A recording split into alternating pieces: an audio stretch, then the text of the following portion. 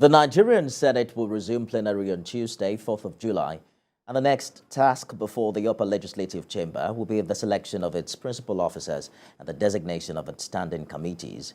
After the adjournment of the 10th Senate, there's been intense lobbying, horse trading, as well as advocacy over who is most qualified to occupy these principal offices, which will complement the efforts of the presiding officers. TVC News and National Assembly correspondent Jesu Adeoye has more. With the election of the President of the Senate, Godswill Akpabio, and his deputy, Senator Jibrin Barau, the spotlight is now on who occupies other principal offices. This office includes those of the Majority Leader, Minority Leader, Deputy Majority Leader, Deputy Minority Leader, the Chief Whip, Minority Whip, and their deputies. Unlike the President of the Senate and Deputy President of the Senate, who must emerge through an election, it is left to the parties to nominate members for such positions. This has been a hard nut to crack for parties as the stakes get even higher.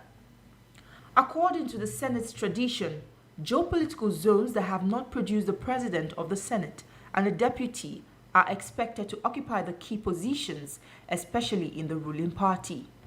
The 4 geopolitical zones expected to slug it out in the contest for these positions are the Northeast, North Central, Southeast, and Southwest.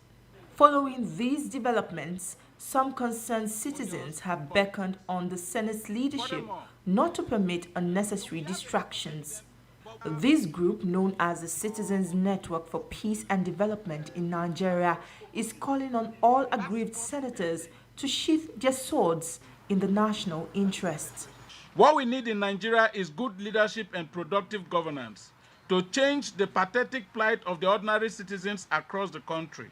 We are therefore compelled by the need to promote the welfare of the ordinary citizens in the country to make this appeal to the said senators to follow the path of national interest and ensure political stability, national cohesion, and focused leadership that will create the enabling environment for the holistic development of this country by heeding our call and shunning negative and divisive politics.